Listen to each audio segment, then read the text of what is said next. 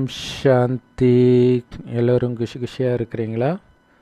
10/6/2024 பாபா சொல்கிறாரு, குழந்தைகளே, உங்களுடைய லட்சியத்தை சதா முன்னாடி வச்சு தெய்வீக குணங்களை தாரணை பண்ணிக்கிட்டே இருங்க. இல்லையா? முன்னாடி இருக்கிறது லக்ஷ்மி நாராயணன், பின்னாடி இருக்கிறது ராவணன் சூர்பனகை. எதுவாக போகிறீங்க? இல்லையா? அப்போ லக்ஷ்மி நாராயணன் அப்போ நீங்கள் யாரோட தொடர்பில் இருக்கும்போதும் லக்ஷ்மி நாராயணன் உங்களுக்கு தெளிவாக தெரிஞ்சுக்கிட்டே இருக்கணும். அப்போ தான் அந்த தெய்வீக குணத்தை வெளிப்படுத்துவீங்க. இல்லைன்னா அந்த சூழலுக்கு ஏற்ப காமம், கோபம், பற்று, பேராசை, அகங்காரம் ஏதாவது ஒன்று வெளிப்பட்டுடும். அப்போ நீங்கள் சத்தியுகத்தை நோக்கி போகிறதுக்கு பதில் கலியுகத்தை நோக்கி பின்னோக்கி வருவீங்கன்னு புரிஞ்சுக்கணும். ஸோ அதுக்கு தான் உங்களை நீங்களே செக் பண்ணிக்கிட்டே இருங்க. அசுர குணங்கள் எது இருந்தாலும் அதை நீக்கிட்டு தெய்வீக குணங்களை தாரணை பண்ணுங்க. பாபா கேட்குறாரு, நீண்ட காலம் வாழ்வதற்கான ஆசீர்வாதம் உங்களுக்கு கிடைத்தால் கூட நீண்ட காலம் பெறணும்னா நீங்களும் ஒரு முயற்சி பண்ணணும். அது என்ன முயற்சி? தமோ பிரதானத்திலேருந்து சதோ பிரதானம் ஆனாதான் நீண்ட ஆயுள் பெற முடியும். ஆத்மா நீண்ட காலம் இந்த பூமியில் இருக்க முடியும். நீங்கள் எந்த அளவுக்கு பாபாவை நினைவு செஞ்சுக்கிட்டே இருக்கிறீங்களோ அந்த அளவுக்கு நீங்கள் தமோ பிரதானமாக ஆகிட்டே இருப்பீங்க. உங்களுடைய ஆயுளும் அதிகரிக்கும், மரண பயமும் நீங்கும். திடீர்னு ஏதாவது ஆயிடுமா? அந்த பயமே இருக்காது. ஸோ நினைவுனால் உங்களுடைய அனைத்து துக்கமும் நீங்குது. மலர்களாகவே மாறிடுவீங்க. இந்த நினைவின் மூலமாக தான் நீங்கள் மறைமுகமான வருமானத்தை சம்பாதிக்கிறீங்க. இந்த நினைவுனால் உங்களுடைய பாவங்கள் எல்லாம் நீங்கிடுது. ஆத்மா அப்படியே லேசாக ஆயிடுது. எந்த பாரமும் இல்லை. பாவம் இல்லைனாலே பாரம் இல்லை. அப்போ உங்களுடைய ஆயுள் அதிகரிச்சுக்கிட்டே இருக்கும். ஸோ அப்போ நினைவுனால எவ்வளோ இருக்குது பாருங்கள். நினைவுனால ஆயுள் அதிகரிக்குது, மரண பயம் நீங்குது, துக்கம் நீங்குது, மலர்களாக மாறுறீங்க, மறைமுக வருமானம் சம்பாதிக்கிறீங்க, மனசு அப்படியே லேசாகிடுது. இவ்வளோ விஷயமும் அந்த நினைவில் தான் இருக்குது. இன்னொரு விஷயம் என்னென்னா, நினைவில் இருந்தாலே திடீர்னு ஒரு நாள் நல்லா வைராக்கியமாக நினைக்கிறீங்கனாலே மாயா பவர்ஃபுல்லாக வரும். ஸோ அதுக்கு நீங்கள் ரெடியாக இருக்கணும். இல்லையா? எங்கே செல்வம் இருக்குதோ அங்கே தானே திருடம் வருவான். குடிச்ச வீட்டுக்கு திருடம் வருவான். ஸோ அப்போ நீங்கள் பாபாவை நினச்சிங்கன்னா வருமானத்தை சம்பாதிச்சிட்டிங்க. அப்போ மாயா விடுவானா? அதை திருடுறதுக்காக வருவான்றதும் எச்சரிக்கை இருக்கணும். ஸோ அப்போ தான் நம்ம அலட்சியமாக தேக உணர்வில் அதை இழக்க மாட்டோம். காமம், கோபம் இதிலெல்லாம். ஓம் சாந்தி. இனிமையிலும் இனிமையான குழந்தைங்களுக்கு பாபா என்ன புரிய வைக்கிறார் தெரியுமா? இனிமையான குழந்தைகளே, முதல்ல உங்களுக்கு ஆயுளை அதிகரிக்கணும். முதல்ல இல்லையா? அப்புறம் செல்வத்தை அப்புறம் அதிகரிச்சுக்கலாம். ஏன்னா நீங்கள் சொர்க்கத்தில் ஆரம்பத்தில் வேலைக்காரனாக வந்தால் கூட சொர்க்கத்தின் ஸ்டார்டிங்லேயே வந்துடுறீங்க. வேலைக்காரன் ஆகணும்னு அர்த்தம் இல்லை. ஆனால் முதல்ல ஆயுளை அதிகரிங்கன்ற. ஏன்னா ஆரம்பத்தில் உங்களுடைய ஆயுள் அதிகமாக தானே இருந்துச்சு. 150 வருடம் வாழ்ந்தீங்க சத்தியுகத்தில். எப்படி அவ்வளோ நீண்ட ஆயுள் கிடச்சிது? தமோ பிரதானத்திலேருந்து சதோ பிரதானமாக ஆனதுனால தான். நீங்கள் சதோ பிரதானமாக இருந்த பொழுது உங்களுடைய ஆயுள் அவ்வளவு நீளமாக இருந்தது. இப்போ ஆயுள் அல்ப ஆயுள் ஆயிடுச்சு. அதனால் இப்போ மறுபடியும் ஏணிப்படியில் ஏறுறீங்க, சதோ பிரதானம் ஆகுறீங்க. உங்களுடைய ஆயுள் நீங்கள் தமோ பிரதானம் ஆனதுனால தான் சுருங்கிடுச்சு, குறைஞ்சிடுச்சு. பாருங்கள், யாருக்கும் ஆரோக்கியமே கிடையாது. பொத்துன்னு விழுந்து இறக்குறாங்க. இந்த கொரோனாக்கு அப்புறம் அதிகமாக பார்க்குறோம். இளைஞர்களாக இருக்கட்டும், முதியவர்களாக இருக்கட்டும், ஏன் குழந்தையாக கூட இருக்கட்டுமே, சர்வசாதாரணமாக மரணம் நிகழுது. முற்றிலும் நோய்வாய்ப்பட்டவராக ஆயிட்டீங்க. இதை தான் பழைய வாழ்க்கைன்னு சொல்கிறது. ஆக்சுவலாக பைபிளில் இப்படி சொல்லப்பட்டிருக்கிறதா சொல்லுவாங்க. கடைசி நேரத்தில் வந்து பிறக்கும்போதே வயதானவர்களாக பிறப்பாங்க. ஸோ சொர்க்கத்தில் வயதானவர்கள் எப்படி இருப்பாங்கன்னு தெரிஞ்சால் இப்போ பிறக்கிறவங்க அப்படி தான் இருக்கிறாங்களான்னு நம்ம கம்பேர் பண்ணலாம். அது தெரியாதனால நமக்கு புரியல. ஆனாலும் நோய் வருதில்ல, வயோதிக காலத்தில் வர வேண்டிய நோய் சின்ன வயசுலேயே வருதுனாலே வயதான வாழ்க்கை, வயதானவர்களாக பிறக்கிறாங்கன்னு தானே அர்த்தம். ஸோ இது எப்படி சொல்கிறாரு, அந்த புது வாழ்க்கையோட ஒப்பிட்டு பாபா சொல்கிறார். அங்கே வயதானாலும் நோய் வராது சொர்க்கத்தில். பாபா அந்த மாதிரி நீண்ட ஆயுள் ஆரோக்கியமான வாழ்க்கை பெறுவதற்கான வழியை சொல்கிறார். என்ன வழி?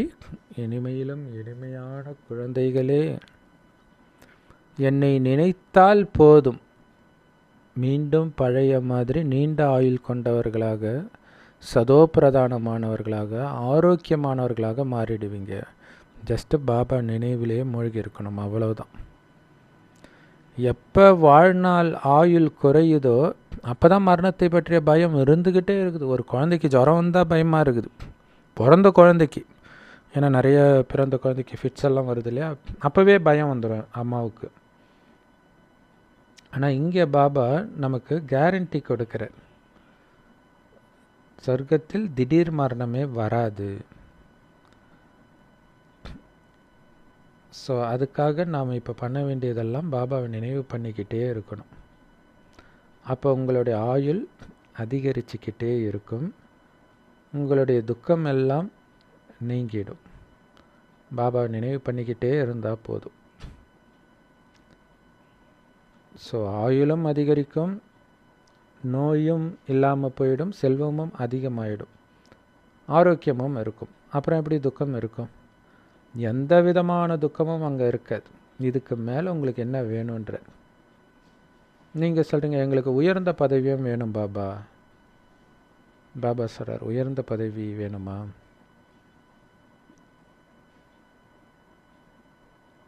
இதுவரைக்கு இப்படி ஒரு பதவியை நீங்கள் அடைவீங்கன்னு நினைத்து கூட பார்க்காத ஒரு பதவி. எந்த லக்ஷ்மி நாராயணனை விழுந்து விழுந்து கும்பிட்டீங்களோ அந்த பதவியை உங்களுக்கு கொடுக்குறார். அதை அடையிறதுக்கான வழியை சொல்கிறார். அந்த பதவியை அடையிறது தான் உங்களுடைய லட்சியம், அது உங்கள் எதிரியே இருக்கணும். அந்த மாதிரி பதவியை உங்களால் அடைய முடியும். அதுக்கு நீங்கள் தெய்வீக குணங்களை இங்கே தாரணை பண்ணணும். அதுக்கு உங்களை நீங்களே கேளுங்க,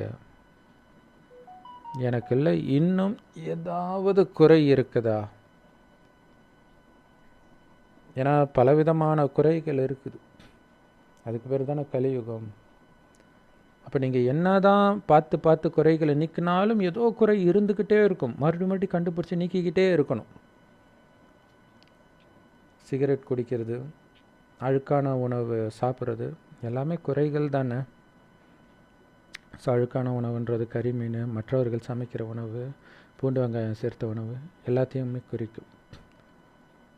ஸோ ஆனால் இருக்கிறதுல மிகப்பெரிய குறை என்னது? விகாரம், காம விகாரம். ஸோ இதைத்தான் கெட்ட குணம் அப்படின்னு சொல்லப்படுது. அவனுங்களாம் கெட்டவனுங்கன்னு சொன்னாலே அதுதானே அர்த்தம். வேறு எதையாவது வச்சு நம்ம கெட்டவங்கன்னு சொல்லுவோமா? பாபா சொல்கிறாரு, நீங்கள் ரொம்ப ரொம்ப விகாரிகளாக மாறிட்டீங்க. நான் இப்போ உங்களை முற்றிலும் நிர்விகாரியாக ஆக்கிறதுக்கான வழியை காட்டுறேன். ஸோ இதில் நீங்கள் விகாரங்களை, குறைகளை எல்லாம் தியாகம் பண்ணணும். ஒருபொழுதும் விகாரிகளாக நீங்கள் மீண்டும் ஆகக்கூடாது. ஏன்னா நிர்விகாரியாக ஆகிறதுக்கு தான் வந்திருக்கிறீங்க, அதுக்கான ஞானத்தை தான் கொடுக்குறேன்னா மீண்டும் விகாரத்தில் விழலாமா? ஸோ இந்த ஜென்மத்தில் யார் தன்னை சீர்திருத்திக்கிறாங்களோ, குணத்தை சூப்பராக மாற்றிக்கிறாங்களோ, அந்த குணம் 21 ஜென்மத்துக்கு அப்படியே இருக்கும் இல்லையா? நியூ இயர் அப்போ குழந்தை படித்தா வருஷம் ஃபுல்லாக படிக்கணும்னுவாங்களே, அது உண்மையில் இந்த நியூ யுகத்துக்கு பொருந்தும், சங்கம யுகத்துக்கு பொருந்தும். இப்போ நீங்கள் தூய்மையாக இருந்தீங்கன்னா எப்பயும் தூய்மையாக இருப்பீங்க. இப்போ நீங்கள் பால் பாயாசம் மாதிரி அன்பாக இருந்தீங்கன்னா 21 ஜென்மத்துக்கு அன்பாக இருப்பீங்கன்ற. அப்போ 21 ஜென்மம் எப்படி இருக்கணுன்றதை இப்போ வாழ்ந்து காட்டுங்கன்ற. ஆனால் இங்கே கஷ்டம்தான். மீண்டும் மீண்டும் விகார குணத்தை தூண்டக்கூடிய விஷயந்தான் நடக்கும். அதையும் மீறி ஆடாமல் அசையாமல் இருந்து காட்டுங்க. நிர்விகாரியாக ஆகிறது ரொம்ப ரொம்ப முக்கியம். இப்போ அது எதனால் முடியும்? யோக பலத்தினால். ஏன்னா யோக பலத்தின் மூலமாகத்தான் உங்களுடைய பல ஜென்மத்தின் பாவம் தலை மேலே சுமந்துட்டு வந்திருக்கிறீங்களே அது எல்லாம் நீங்கும். நீங்கள் ஜென்ம ஜென்மமாக விகாரிகளாக இருந்தீங்க, அது உங்களுக்கே தெரியும் தானே. இப்போ நீங்கள் பாபா கிட்ட சத்தியம் பண்ணுறீங்க, நான் மீண்டும் விகாரியாக ஆக மாட்டேன் அப்படின்னு. பாபா சொல்கிறாரு, நீங்கள் மறுபடியும் அழுக்கு ஆனீங்க அப்படின்னா 100 மடங்கு தண்டனை கிடைக்கும். பதவி முற்றிலுமாக அபகரிக்கப்படும், அழிக்கப்படும். ஏன்னா நீங்கள் பாபாவை நிந்தனை பண்ணிட்டீங்க. அப்படின்னா என்ன அர்த்தம்? இன்னொரு பக்கம் போயிட்டீங்க, ராவணன் பக்கம் போய் சேர்ந்துக்கிட்டீங்க, உலகில் மனிதர்களோட போய் சேர்ந்துக்கிட்டீங்க. காமத்தில் விழறீங்க, காமம் சார்ந்த விஷயத்தை எண்ணத்தினாலேயோ சொல்லினாலேயோ செயல்னாலேயோ பண்ணுறீங்கன்னா பாபாவை நிந்தனை பண்ணுறீங்க, 100 மடங்கு தண்டனை. ஏன்னா நீங்கள் ராவணன் பக்கம் போய் சேர்ந்துட்டீங்க, எனக்கு துரோகி ஆகிட்டீங்கன்ற. நிறைய பேர் இந்த மாதிரி பாபா விட்டு போயிடுறாங்க, அதாவது தோத்துடுறாங்க மாயா கிட்ட. இதுக்கு முன்னாடி காம விகாரத்தில் ஈடுபடக்கூடாதுன்னு உங்களுக்கு தெரியாது, இப்போ தெரியும் தானே. தெரிந்தும் மீண்டும் நீங்கள் விகாரத்தில் போகிறீங்கன்னா என்ன அர்த்தம்? சில நல்ல குழந்தைங்க சொல்கிறாங்க, பாபா நாங்கள் பிரம்மச்சாரியாக இருப்போம், பிரம்மச்சரிய விரதத்தை கடைப்பிடிப்போன்றோம். சன்னியாசிகளை பார்த்தோன்னே தூய்மை ரொம்ப நல்லதுன்னு அவங்க புரிஞ்சுக்கிறாங்க. ஸோ அப்போ அழுக்கான மனிதர்கள் தூய்மையான மனிதர்கள்னு இருக்கிறாங்க. ஆனால் பெரும்பாலும் மனிதர்கள் இப்போ அழுக்காக தான் இருக்கிறாங்க. நீங்கள் மலங்கழிக்க போகிறது, டாய்லெட்டுக்கு போகிறது கூட அழுக்கான காரியம்தான். அதனால தான் டாய்லெட்டு போன உடனே நீங்கள் குளிச்சிடணும் அப்படின்னு பாபா சொல்கிறார் இல்லையா. பிரம்மகுமாரிகளுக்கு அதுவும் நியமம். ஸோ பலவிதமான அழுக்கு இருக்குது. ஒருவருக்கு நீங்கள் துக்கம் கொடுக்குறீங்க, சண்டை போடுறீங்க, அதுவும் அழுக்கான காரியங்கள் தான். பாபா சொல்கிறாரு, நீங்கள் ஜென்ம ஜென்மமாக பாவம் செஞ்சீங்க, இப்போ அந்த பழக்கத்தை எல்லாம் முடிக்கணும்ன்ற. ஜென்ம ஜென்மமான செய்த பாவத்தை எல்லாம் முடிக்கணும். உண்மையிலே மகானாத்மாவாக நீங்கள் மாறணும். லக்ஷ்மி நாராயணனை தான் மகானாத்மான்னு உண்மையிலே சொல்லுவோம். யாரும் இங்கே அந்த மாதிரி ஆயிட முடியாது. ஏன்னா எல்லாம் தம பிரதானமாக இருக்கிறாங்க, எவ்வளோ நிந்தனை பண்ணுறாங்க. அவங்க என்ன பண்ணுறாங்கன்னு பாவம் அவங்களுக்கே தெரியல.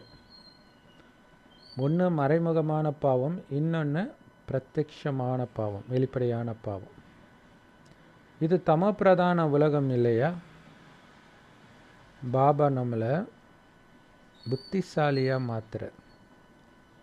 அதனால தான் நம்ம எல்லோரும் அவரை நினைவு செஞ்சுக்கிட்டு இருக்கிறோம்.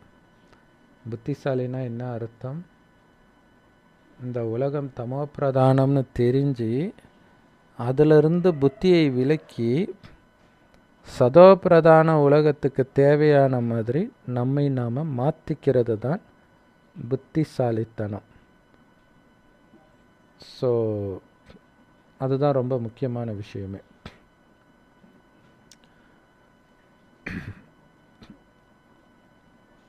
ஸோ அப்போ புத்திசாலியை ஆக்குனதுனால தான் நம்ம அவரை நினைக்கிறோம். அவரை நினைக்கிறது தான் புத்திசாலித்தனமே. அதுதான் ரொம்ப முக்கியமான விஷயம் இல்லையா. அவரை நீங்கள் நினைக்கும் பொழுது தான் நீங்கள் தம பிரதானத்திலேருந்து சதோ பிரதானமாக ஆவீங்க. இப்போ சதோ பிரதானமாக ஆகுறீங்க அப்படின்னா அதுதானே புத்திசாலித்தனம் இல்லையா. சதோ பிரதானம் ஆகிறதுக்கு தேவையான விஷயத்தை பண்ணுறது தான் புத்திசாலித்தனம்.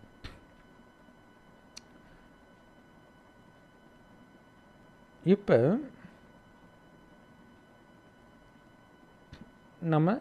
நமக்கு சரியான புரிதல் கிடைச்சிருக்குது. என்ன அந்த புரிதல்? நாம் தூய்மையாகணும். அதே நேரத்தில் நமக்கு தெய்வீக குணங்களும் வேணும் இல்லையா? பாபாவை நினைத்து தூய்மையுமாகணும், தெய்வீக குணங்களை நிரப்பிக்கவும் செய்யணும். தேவதைகளுடைய மகிமையாக நீங்கள் என்னென்னலாம் பாடுனீங்களோ அந்த மாதிரி மகிமைக்குரியவர்களாக உங்களை நீங்கள் மாற்றிக்கணும். ஸோ மகிமையெல்லாம் தெய்வீக குணத்தை தான் பாடியிருப்போம். அப்படி தெய்வீக குணங்கள் நிரம்பியவர்களாக நீங்கள் மாறணும். பாபா சொல்கிறாரு, இனிமையாலும் இனிமையான குழந்தைகளே, நீங்கள் எவ்வளவு இனிமையான அழகான மலர்களாக இருந்தீங்க, இப்போ நீங்கள் முட்களாகிட்டீங்க. இனிமையான அழகான மலர்கள், அதாவது குணம் அப்படி இருந்தது, இப்போ முள்ளாகிட்டீங்க. இப்போ பாபாவை நினைவு செய்து செய்து உங்களுடைய ஆயுளை அதிகரியுங்கள், உங்களுடைய பாவத்தை அழிச்சிடுங்க. நினைக்க நினைக்க ஆயுளும் அதிகரிக்கும், பாவமும் எரிஞ்சிக்கிட்டே இருக்கும். உங்களுடைய பாவச்சுமை உங்கள் தலையிலிருந்து நீங்கிடும், லேசாகிடுவீங்க. ஸோ இதில் நீங்கள் தான் உங்கள் மேலே கவனம் கொடுத்துக்கிட்டே இருக்கணும். நான் பாபாவை நினச்சிக்கிட்டே இருக்கிறேன்னா, நினைவு வரலை, நினைக்க முடியலனாலே நீங்கள் ஏதோ பாவம் செஞ்சிட்டு இருக்கிறீங்கன்றதை புரிஞ்சுக்கோங்க. ஸோ அதுதான் நமக்கு தெர்மாமீட்டர். பாபா கிட்ட புத்தி இணையிலனாலே ஏதோ ஒரு தப்பு பண்ணுறோம், பாபாவுக்கு எனக்கும் இடையில் ஏதோ ஒரு குப்பை வந்துடுச்சின்னு புரிஞ்சுக்கணும். அது வீண் விஷயமா இருக்கலாம், விகார விஷயமா இருக்கலாம், எதிர்மறை விஷயமா இருக்கலாம். ஸோ என்னெல்லாம் குறைகள் உங்களுக்குள்ளே இருக்குதோ அதை எல்லாம் நீங்கள் நீக்கணும். நாரதருடைய உதாரணம் சொல்லுவாங்க இல்லையா? நாரதர் தான் ஒரு சிறந்த பிரம்மச்சாரி அப்படின்ற ஒரு அகங்காரத்தில் வரும்போது மகாலட்சுமி அழகை பார்த்து மயங்கி மகாலட்சுமி கல்யாணம் பண்ணணும்னு ஆசைப்படுறார். அழகில் மயங்கி, அதை புரிஞ்சுக்கணும். அதுதான் கேட்குறாங்க, உனக்கு மகாலட்சுமி கல்யாணம் பண்ணுறதுக்கு யோகியதை இருக்கா? ஸோ அப்போ அவர் கண்ணாடியில் பார்க்கும்போது முகம் குரங்கு முகமாக தெரிஞ்சதாக காட்டுவாங்க. அதாவது அவருக்கு யோகியதை இல்லை. ஏன் யோகியதை இல்லை? ஏன்னா அழகு பார்த்து மயங்கினார். விஷ்ணுக்கிட்டே போய், விஷ்ணு உன்னுடைய அழகான முகத்தை எனக்கு கொடுன்றாங்க, நான் ஹரி முகத்தை கொடு. ஸோ ஹரின்னு குரங்குக்கும் ஒரு பேர் இருக்கான், அதனால் குரங்கு பேரை கொடுத்தாங்கன்ட்டு கதை அப்படி போகும். ஆனால் மொத்தத்தில் காமத்தை முற்றிலும் வென்றவராக அவர் இல்லை. அதனால் மகாலட்சுமி கல்யாணம் பண்ணக்கூடிய தகுதி அவருக்கு இல்லை. பாபா நம்மளை மிக உயர்ந்தவராக மாத்துற பாபாவுடைய குழந்தைகள் நீங்கள். யாருடைய அப்பாவாவது ராஜாவாக இருந்தால் என்னுடைய அப்பா ராஜான்னு பெருமையாக சொல்லுவாங்கல்ல. ஸோ நம்ம அப்பா ராஜாதி ராஜாக்களை எல்லாம் உருவாக்குனவர். எவ்வளவு சந்தோஷம், அளவற்ற சந்தோஷத்தை கொடுக்குறார். அதை அந்த சந்தோஷத்தை அளக்க முடியாது, நிரந்தர சந்தோஷம். அப்போ நீங்கள் எவ்வளோ பெருமையாக சொல்லணும், என்னோட அப்பா யாருன்னு. நீங்கள் எல்லாம் தெரிஞ்சோ தெரியாமலோ வணங்குறீங்களே அந்த கடவுள் எங்களுடைய நேரடி அப்பான்னு சொல்லணும். நல்ல குணமுடைய ராஜாக்கள் ஒருபோதும் கோபப்படவே மாட்டாங்களாம். நம்ம படத்தில் பார்க்குற ராஜாக்கள் எல்லாம் வெட்டு குத்துன்னு கோபப்படுறது இந்த மாதிரியே பார்த்துட்டோம். ஆனால் உண்மையிலே நல்ல ராஜாக்கள் கோபப்படவே மாட்டாங்களாம். ஆனால் இப்போ எல்லாருடைய கலைகளும் குறைஞ்சிடுச்சு, அதனால் குறைகளின் வசமாகறாங்க. அவங்களுடைய கலைகளும் குறைஞ்சிக்கிட்டே இருக்குது, தமவா ஆகிட்டே இருக்கிறாங்க. இப்போ தமோ பிரதான நிலையின் கடைசியில் இருக்கிற மாதிரி அவ்வளோ தமோ பிரதானமாக இருக்கிறாங்க. அதனால் அவ்வளவு துக்கம், நிறைய சகிச்சிக்க வேண்டி இருக்குது. அனாதியான மருத்துவர் மூலமாக நமக்கு வைத்தியம் பார்க்கப்படுது, வைத்தீஸ்வரன் பாபா மூலமாக. பாபா சொல்கிறாரு, இத்தனை உங்களுக்கு எந்த விதமான நோய் வந்தாலும் அதற்கு மூல காரணம் இந்த 5 விகார நோய் தான். அது திரும்ப திரும்ப உங்களை தொல்லைப்படுத்துது, ஒரு வழிப்படுத்துது. ஸோ எந்த அளவுக்கு நீங்கள் பாபாவை நினைக்க முயற்சி பண்ணிக்கிட்டே இருக்கிறீங்களோ அந்த அளவுக்கு மாயா உங்களை விழ வைக்கிறதுக்கு முயற்சி பண்ணிக்கிட்டே இருக்கும். எங்கடா ஏறி போகிற, வாடா வாடான்னு காலை பிடிச்சி இழுத்துக்கிட்டே இருக்கும். நீங்கள் எட்டி உழைச்சி அப்பால் சாத்தனன்ட்டு மேலே போய்கிட்டே இருக்கணும். அந்த அளவுக்கு உங்களுடைய மனநிலை ஸ்ட்ராங்காக இருக்கணும். மாயாவுடைய எப்படிப்பட்ட புயலும் உங்களை ஸ்லைட்டாக கூட அசைக்க முடியக்கூடாது. ராவணன் அப்படிங்கிறது ஒரு பொருளோ மனிதனோ கிடையாது. இந்த 5 விகாரத்தை தான், இந்த மாயையை தான் ராவணன்னு சொல்கிறது. ராவணனுடைய சம்பிரதாயத்தினருக்கு, அதாவது கலியுக மனிதர்கள் தான் ராவண சம்பிரதாயத்தினர் இல்லையா, அவங்களுக்கு நீங்கள் யாருன்னே தெரியல. இந்த பிரம்மகுமாரிகள் என்ன புரிய வைக்கிறாங்க அப்படிங்கிறதையும் அவங்க புரிஞ்சுக்கிறது கிடையாது. உங்களுக்கு எதுக்கு பிரம்மகுமாரிகள்னு பேர் இருக்குதுன்னு கூட தெரியாது. பிரம்மா யாருடைய குழந்தைன்னும் தெரியாது. ஸோ இதை பற்றி தெரிஞ்சுக்கணுன்ற எண்ணம் கூட அவங்களுக்கு வர மாட்டேங்குது. நாம் இப்போ வீட்டுக்கு போகணும். பாபா உட்காந்து குழந்தைங்களுக்கு இந்த பாடத்தை எல்லாம் நடத்திட்டு இருக்கிறார். பாபா சொல்கிறார், நீண்ட ஆயுள் கொண்டு ஆரோக்கியமாகவும் செல்வந்தர்களாகவும் வாழுங்கள் அப்படின்னு பாபா வரம் கொடுக்கிறார். செல்வமும் ஆயுளும் அதிகமாக இருந்தால் சந்தோஷம்தானே. உங்களுடைய அனைத்து ஆசைகளையும் நிறைவேற்றுறார், உங்களுக்கு ஆசீர்வாதங்களும் கொடுக்கிறார். ஆனாலும் வெறும் ஆசீர்வாதத்தை பெறுவதனாலேயே எல்லாம் நடந்துடாது. முயற்சியும் பண்ணணும் இல்லையா. அனைத்தும் நிரம்பியவராக ஆவிங்க எப்போ பாபா சொல்கிறத கேட்டால். பாபா சொல்லிட்டார் தானே ஆயிடுவேன் கிடையாது. அவர் சொல்கிற மாதிரி தூய்மையாக இருக்கணும், தெய்வீக குணங்களை தாரணை பண்ணணும், யாருக்கும் துக்கம் கொடுக்கக்கூடாது. இந்த முயற்சி பண்ணினால் அந்த வரங்கள் உங்களுக்கு பிராப்தியாக கிடைக்கும். ஸோ ராஜ்ய திலகத்தை அடையிறதுக்கான உரிமையை நீங்கள் தான் சம்பாதிக்கணுன்றார். உரிமையை சம்பாதிக்கிறது எப்படி? ஸ்ரீமத் படி நடக்கிறதன் மூலமாக. பாபா உங்களுக்கு உரிமை கொடுத்துட்டார், அந்த உரிமையை நீங்கள் தான் பயன்படுத்திக்கணும், எடுத்துக்கணும். ஸோ குழந்தைங்களுக்கு இதை செய் அப்படின்ட்டு பாடம் கொடுக்குறார். இதெல்லாம் செய்யணும், இதெல்லாம் செய்யக்கூடாதுன்ட்டு. ஸோ அதில் நம்பர் 1 பாடம் என்ன தெரியுமா? நிரந்தரமாக என் ஒருவனை மட்டும் நினைவு செய்கின்றது தான். மனிதர்கள் அவரை நினைக்கிறதே கிடையாது. ஏன்னா அவரை பற்றியே தெரியாது. அதனால் அவங்களுடைய நினைவே தப்பாக இருக்கும். சிவன் சிவலிங்கத்தை நினைப்பாங்க, முருகனை நினைப்பாங்க, இயேசுவை நினைப்பாங்க. ஸோ யார் கடவுள்னே அவங்களுக்கு தெரியாது, கடவுள் எப்படி இருப்பாருன்னு தெரியாது, அவரை நினைக்கிறதுனால என்ன கிடைக்கும்னு தெரியாது. அப்போ எப்படி அவங்க போதையாக நினைப்பாங்க? அவங்க கடவுள் எங்கும் நிறைந்தவர்னு சொல்கிறாங்க. அப்போ எங்கும் நிறைந்தவரை எப்படி அவங்க நினைக்க முடியும்? சிவன் கோயிலில் போய் பூஜை பண்ணுறாங்க, அவருடைய தொழில் என்னன்னு சொன்னீங்கன்னா உடனே கடவுள் எங்கும் நிறைந்தவர்னு சொல்லிடுறாங்க. இத்தனைக்கும் அவங்க பூஜை பண்ணுறாங்க, கருணை காட்டுன்றாங்க. அந்த நேரத்தில் யாராவது போய் கடவுள் எங்கே இருக்காருன்னு கேட்டால் அவர் எங்கும் நிறைந்தவராக இருக்கிறாருன்றாங்க. அப்போ சிலைக்கு முன்னாடி என்ன பண்ணிட்டு இருக்கிறீங்க? எங்கும் தான் இருக்கிறாரு, அதுக்கு எதுக்கு கோயிலில் போய் சிலைக்கு முன்னாடி போய் ஒப்பாரி வைக்கிறீங்க?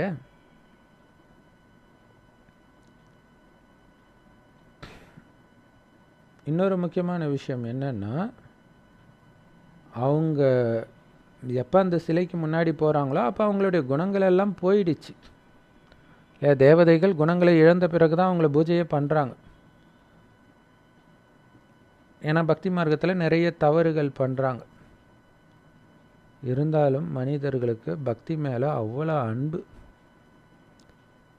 தண்ணி கூட குடிக்காமல் விரதம் இருக்கிறாங்க ஸ்ரீகிருஷ்ணருக்காக. ஆனால் இங்கே நாம் படிக்கிறோம், அந்த பக்தர்கள் என்ன பண்ணுறாங்கன்னு பாருங்கள். நாம் நாராயணன் ஆகிறதுக்கு படிக்கிறோம், ஆனால் அவங்க நாராயணனை நினச்சி பக்தி பண்ணிகிட்டு இருக்கிறாங்க. இதெல்லாம் பார்க்கும்போது உங்களுக்கு ஆச்சரியமாக இருக்குது, சிரிப்பாக இருக்குது. நாடகத்தின்படி பக்தி பண்ணி நீங்கள் கீழே தான் வந்தீங்க. யாருமே மேலே ஏற முடியாது இல்லையா. பக்தின்றது கீழே இறங்குற லிஃப்ட், மேலே ஏறுற லிஃப்ட்டு ஞானம்தான். அந்த ஞானத்தை கொடுக்கிற மங்களகரமான சங்கமயுகம் இது. ஆனால் இதை பற்றி யாருக்குமே தெரியாது. நாம் இந்த சங்கம யுகத்தில் உத்தம புருஷர்கள் ஆகிறதுக்கான முயற்சி பண்ணிட்டு இருக்கிறோம். எப்போவுமே மாணவர்களுக்கு ஆசிரியர்கள் வேலைக்காரர்கள் தான். ஏன்னா சேவை செய்கிறாங்கல்ல மாணவர்களுக்கு உயர்த்துவதற்காக. அதே மாதிரி அரசாங்க ஊழியர்னுவாங்க. அப்போ அரசாங்கத்துக்கு அவங்க சேவை செய்கிறவங்க, அரசாங்கத்துக்கு வேலைக்காரங்க. அதே மாதிரியே பாபா சொல்கிறார், நானும் உங்களுக்கு வேலைக்காரன், உங்களுக்கு நான் சேவை செய்கிறேன், பாடம் நடத்துகிறேன். அனைத்து ஆத்மாக்களின் தந்தை பாபா ஆசிரியராகவும் ஆகிறார். இந்த சிருஷ்டியுடைய முதல் இடை கடை பற்றிய ஞானத்தை கொடுக்கிறார். வேறு எந்த மனிதன்கிட்டையும் இந்த ஞானம் கிடையாது. அதனால் யாருமே இதை நடத்த முடியாது. ஸோ அந்த சிருஷ்டியின் முதலில் இருக்கும் ஸ்ரீ நாராயணனாக ஆகிறதுக்காக நம்ம முயற்சி பண்ணுறோம்.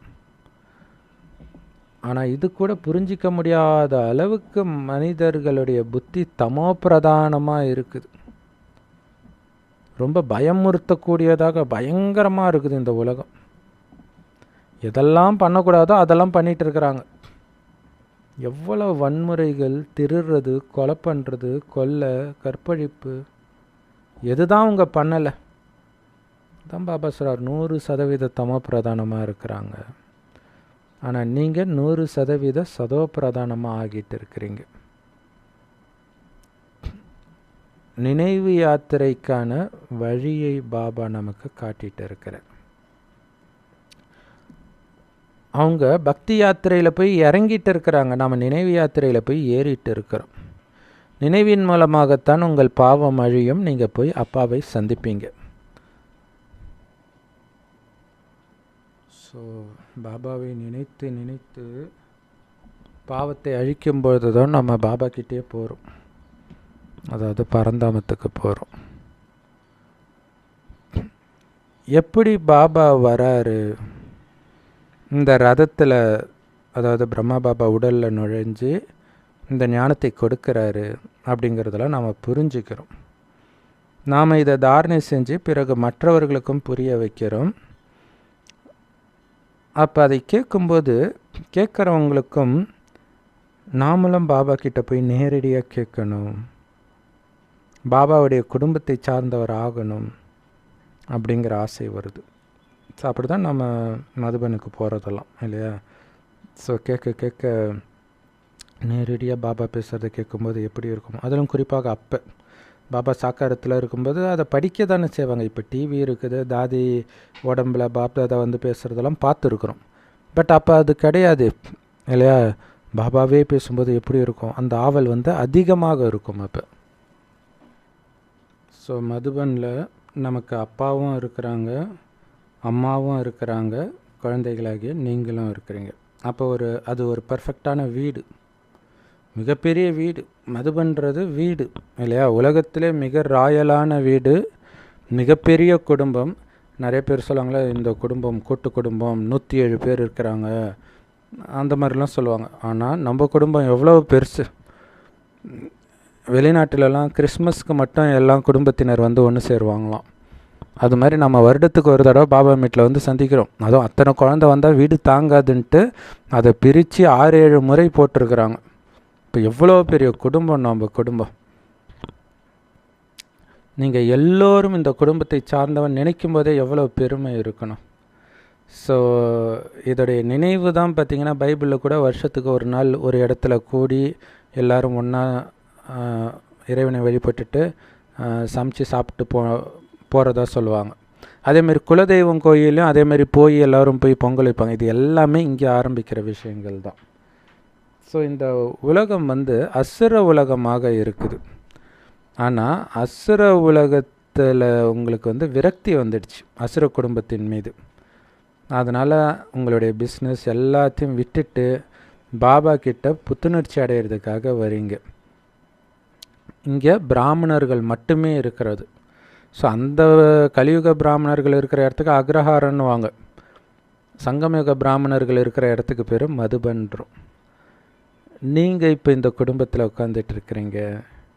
வீட்டுக்கு போன உடனே இந்த குடும்பம் உங்களுக்கு இருக்காது இல்லையா. அதனால தான் நம்ம அறியாமலே மதுபனை விட்டு வரும்போது எதையோ ஒன்றத்தை இழந்த மாதிரியே நமக்கு இருக்கும் இல்லையா. நம்ம ஜென்ரலாக போகிறோம். ஒரு பக்கம் வந்து நிறைய பேருக்கு வந்து பந்தனத்தில் இருக்கிறவங்க எப்படா லௌகிக குடும்பத்துக்கு போகணும்னு தோணும் தான், ஏன்னா நிறைய கடமைகள் இருக்கும் அதெல்லாம். ஆனால் அதையும் மீறி அந்த மதுபனை விட்டு நீங்கள் பஸ்ஸில் ஏறின உடனே உங்களை அறியாமல் கண்ணில் தண்ணி வர ஆரம்பிச்சிடும். ஸோ அப்போ அந்த பாபாவுடைய பாலனை, அன்பு எல்லாமே உங்களால் உணர முடியுது. எத்தனை தடவை போயிட்டு வந்தாலும் இதை சொல்லுவாங்க. அழைச்சிட்டு போகிற அந்த சரண்டர் பிரதர் சிஸ்டர்ஸே சொல்லுவாங்க, கிளம்பும்போது அப்படியே மனசு பாரமாக இருக்குது அப்படின்ட்டு.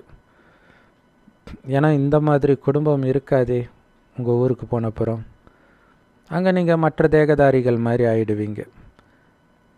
ஆனால் இங்கே இருக்கும் பொழுது அந்த தினசரி வேலைகள், கடமைகள் எல்லாத்துலேருந்தும் விடுபட்டு சுதந்திரமாக இங்கே வந்து அப்பா வீட்டில் இருக்கிறீங்க. பாபா சொல்கிறார், தேகத்தின் அனைத்து உறவுகளையும் விட்டுட்டு நறுமணமிக்க மலர்களாக மாறுங்க.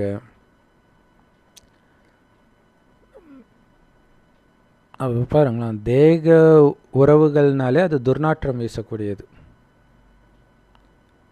அதனால்தான் தேக உறவுகளை விட்டுட்டு, தேக பந்தனத்தை விட்டுட்டு நறுமணமிக்க மலர்களாக மாறுங்கன்றார். அதை விட்டுட்டாலே நீங்கள் நறுமணமிக்க மலர் ஆகிடுவீங்க. சுயநலம் இருக்காது. சுயநலம் இருக்கும்போது தான் மற்ற அழுக்கெல்லாம் வரும். எப்படி மலரில் வந்து அந்த நறுமணம் இருக்கும். எல்லாருமே வந்து நல்ல நறுமணமிக்க மலரை பறித்து உடனே மூக்குக்கிட்ட எடுத்துகிட்டு போவாங்க, மோந்து பார்ப்பாங்க.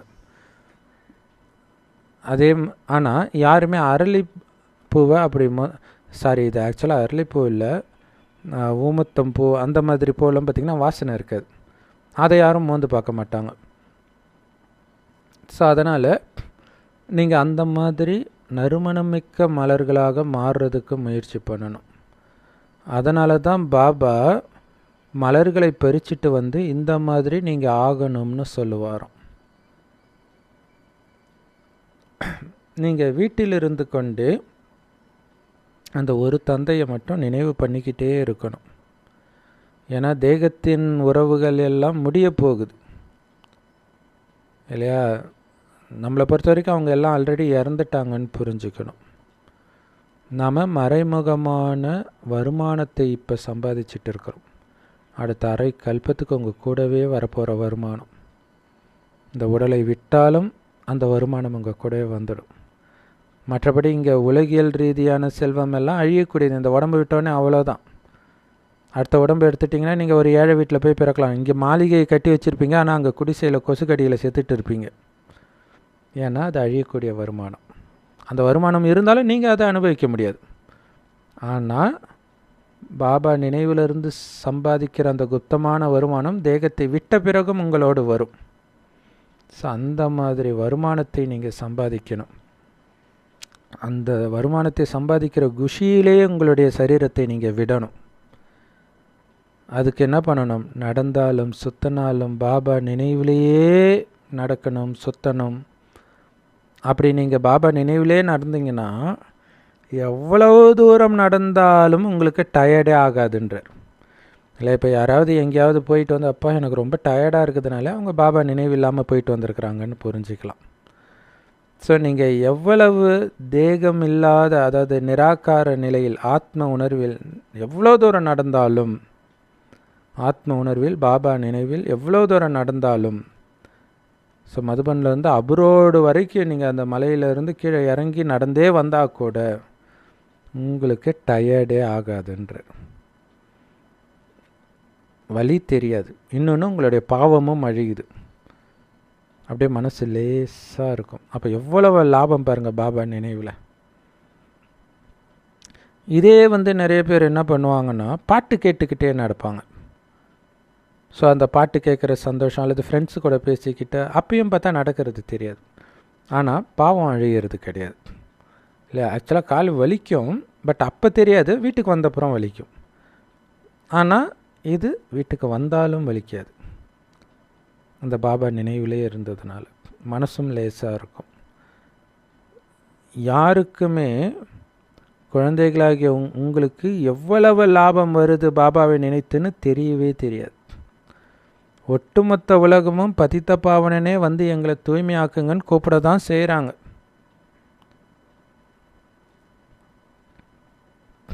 அப்போ கடவுளை கூப்பிடுறாங்கன்னும் போது வேற ஒருத்தர் எப்படி மகானாத்மாவாக இருக்க முடியும்? நீங்கள் அழுக்கான மனிதர்களிடம் தலை வணங்கிறது கிடையாது. அப்படின்னு அர்த்தம், கலியுகத்தில் யார் முன்னாடி நீங்கள் தலை வணங்கிறது கிடையாது. ஏன்னா எல்லாம் அழுக்கானவர்கள் தானே. நீங்கள் தூய்மையானவர்கள் முன்னாடி தான் தலை வணங்குவீங்க. ஜென்ரலாகவே நம்ம பாபா குழந்தைன்னு கிடையாது, ஜென்ரலாக அஞ்ஞானிகள் கூட அழுக்கானவர்கள் முன்னாடி தலை வணங்க மாட்டாங்க. யார் தூய்மையாக இருக்கிறாங்க? தேவதைகள் முன்னாடி போய் தலை வணங்குவாங்க. திருமணமாகாத பெண்கள் முன்னாடி போய் தலை வணங்குவாங்க. குமாரிகள் நேபாளில் குமாரியை கடவுளாகவே நினைப்பாங்க. ஆனால் எப்போ அவள் கல்யாணமாகி தூய்மையை இழக்கிறாளோ அவள் பிறகு எல்லார் காலிலையும் விழுந்துட்டு கிடக்கணும். பதித்த பாவனா வான்னு கூப்பிட வேண்டி இருக்கும். பாபா சொல்கிறாரு, எதுக்கு அழுக்காகணும்? அப்புறம் நீங்கள் என்னை கூப்பிடணும். அழுக்காகாமலே இருக்கலாம்ல. அதுவும் பாபா வந்ததுக்கப்புறம் எதுக்கு அழுக்காகணும்? என்ன பண்ணுறது? இது ராவண ராஜ்யம் ஆச்சே. எல்லாரும் பிறக்கிறதே காம விகாரத்தினால தான். ஆனால் இப்போ நீங்கள் அந்த ராவணனை விட்டுட்டு வரீங்க, அவன் ராஜ்யத்தில் இருந்துகிட்டே அவனுக்கு எதிராக நிற்கிறீங்க. அப்போ ராவணன் விடுவான்னா பல ரூபம் எடுத்து உங்களை தன் பக்கம் இழுக்க முயற்சி பண்ணுவான். ஆனால் நீங்கள் அலர்ட்டாக இருந்து அவனை வெட்டிக்கிட்டே இருக்கணும்.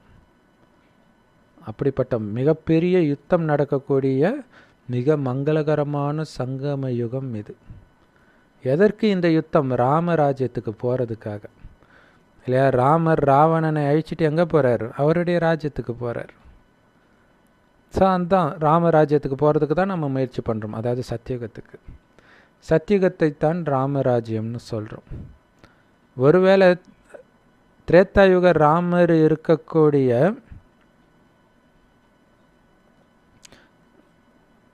திரேத்தாயுகத்தை நீங்கள் ராமராஜ்யம்னு சொல்கிறீங்க, அது மட்டும் ராமராஜ்யம்னு சொல்கிறீங்கன்னா, பிறகு லக்ஷ்மி நாராயணனுடைய ராஜ்யத்துக்கு என்ன ஆச்சு? அப்போ அவங்க என்ன இதை விட கம்மியானவர்களா என்ன? அவங்க இதை விட உயர்ந்தவர்கள் இல்லையா? ஸோ அதனால தான் அதையும் ராமராஜ்யம்னு சொல்கிறோம். அதுதான் உண்மையிலே ராமராஜ்யம். அதாவது ராமராகிய சிவபெருமான் உருவாக்கிய ராஜ்யம். குழந்தைங்களுக்கு தான் இப்போ எல்லா ஞானமும் கிடைக்குது. புதியவர்கள் வராங்க. நீங்கள் அவங்களுக்கு இந்த ஞானத்தை கொடுத்து அவங்களும் தகுதி வாய்ந்தவர்களாக மாற்றுறீங்க. சில சமயம் புதியவர்கள் என்ன பண்ணிடுறாங்க அப்படின்னா, தகுதி உடையவர்லேருந்து தகுதி இழப்பவர்களாக ஆகிற மாதிரி உள்ள நபர்கள்கிட்ட போய் சேர்ந்துக்கிறாங்க. சங்கதோஷ் அப்படின்னு சொல்கிறாங்க இல்லையா? சங்கதோஷத்தில் கெட்டு போயிடுறாங்க. ஸோ அதனால தான் ரொம்ப கவனமாக இருக்கணும் யார் தொடர்பில் இருக்கிறோன்ட்டு. பாபா உங்களை தூய்மையை ஆக்குறார் அப்படின்னா நீங்கள் இனியும் தூய்மையை இழக்கக்கூடாது இல்லையா? கடவுள் எதுக்கு தூய்மை ஆக்குறாரு? நாயை குளிப்பாட்டி நடு வீட்டில் வச்சாலும் மறுபடியும் சாக்கடைக்கு போகிற மாதிரி போகக்கூடாது. அது நமக்காக தான் சொல்லப்பட்டிருக்குது. பாபா உங்களை தூய்மையாக்குறதுக்காகவே வந்திருக்கிறாரு. ஆனால் மாயா ரொம்ப சக்திசாலி, உங்களை அழுக்காக்கி தோல்வி அடைய வைக்கிது. ஆனால் நீங்கள் தோல்வி அடையலாமா? மாயின் பக்கம் போய் சேர்ந்துக்கலாமா? துரோகி ஆகலாமா? அதுக்கப்புறம் பாபா என்னை காப்பாற்றுங்கன்னு சொல்கிறீங்க. என்ன அற்புதம்! நான் சொல்கிறேன் நெருப்பில் கை வைக்காத சுடுன்னு மறுபடியும் நெருப்பில் கை வச்சுட்டு ஐயோ கொதிக்குது பாபா சுட்டுருச்சு பாபான்னு அழுதிங்கன்னா தான் பாபா சொல்கிறார். யுத்த மைதானத்தில் நிறைய பேர் இறப்பாங்கல்ல, அவங்கள பாதுகாப்பாங்களா யாராவது? நீ தான் யுத்தம் பண்ணி ஜெயிக்கணும். அந்த மாதிரி இது யுத்த மைதானத்திலேயே உங்களுக்கு சொல்லி கொடுக்கப்படுது இந்த ராஜயோக தியானம், ராஜயோக ஞானம். அதனால தான் அங்கே யுத்த மைதானத்தில் ஸ்ரீகிருஷ்ணர் அர்ஜுனனுக்கு சொல்லி கொடுத்ததாக காட்டப்படுது. அந்த ஞானத்தை கேட்டுட்டு இருக்கும்போதே சண்டை நடந்துக்கிட்டு இருக்குது. அப்போ உங்களை யாரும் காப்பாற்ற மாட்டார், நீங்கள் தான் காப்பாற்றிக்கணும். அதுக்கான வழியை பாபா சொல்கிறார். துப்பாக்கியிலிருந்து வரக்கூடிய குண்டை விட மாயா போடக்கூடிய குண்டு மிக பலசாலியாக இருக்குதுன்ற.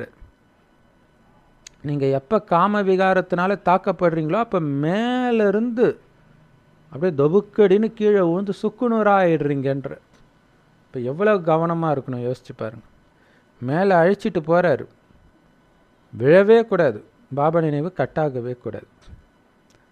தங்க யுகத்தில் எல்லாரும் தூய்மையாக இருக்கிறாங்க, தூய்மையான இல்லற மார்க்கத்தை சார்ந்தவர்களாக இருக்கிறாங்க.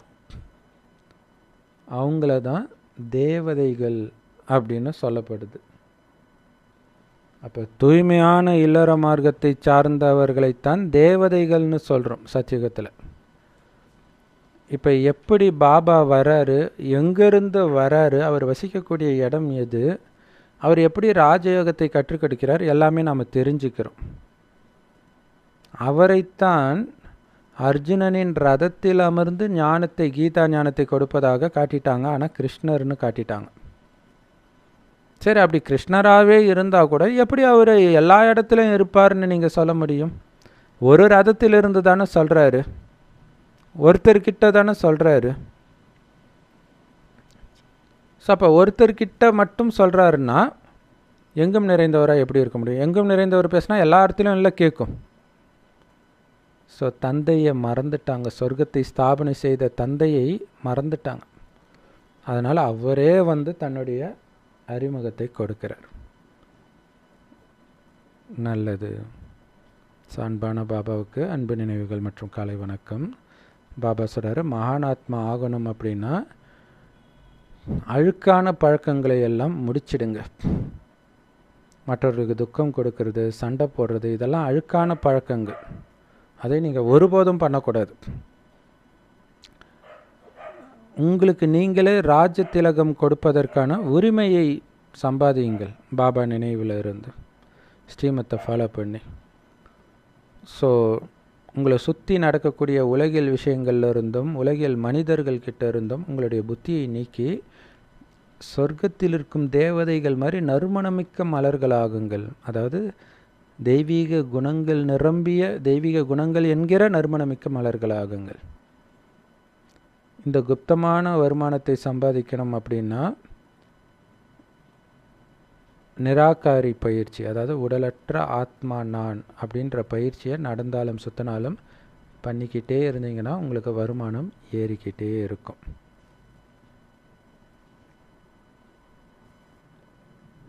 வரதானம் ஹிந்தியில் துக்கம், அதுக்கு சிந்தா அப்படின்வாங்க. ஸோ அதை வச்சு பாபா சொல்கிறார், எல்லாரும் சிந்தாமணியாக இருக்கிறாங்க, அதாவது துக்கத்தின் மணியாக இருக்கிறாங்க. ஸோ அந்த சிந்தாமணிகளை உங்களுடைய சுப பாவனை, சுப விருப்பம் கொண்டு அந்த துக்கத்திலிருந்து விடுவீங்கள். அதாவது நீங்கள் சுப சிந்தக் மணியாகி அந்த சிந்தாமணிகளை விடுவீங்கள் அப்படின்னு ஹிந்தியில் போட்டிருக்குது. இன்றைய உலகத்தில் எல்லாருமே சிந்தாமணியாக தான் இருக்கிறாங்க, அதாவது துக்கத்தின் மணிகளாக இருக்கிறாங்க எல்லா ஆத்மாக்களும்.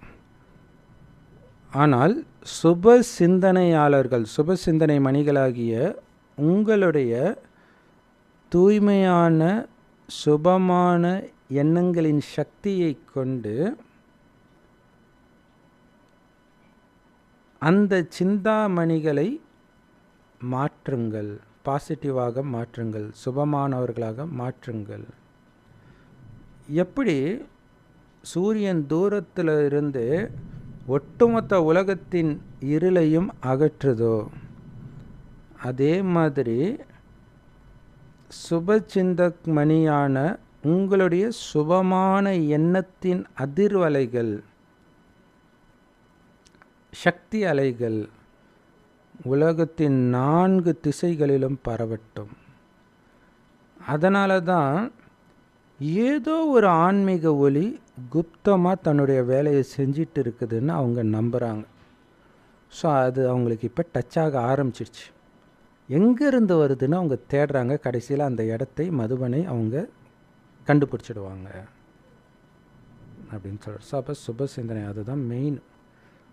ராஜ ரிஷிக்கே சுப சிந்தனை இருந்துக்கிட்டே இருக்கணும். ஸோ ராஜ ரிஷி பற்றியே சொல்லிட்டு இருந்தார். ஸோ இப்போ சுப சிந்தனை பற்றி சொல்கிறார்.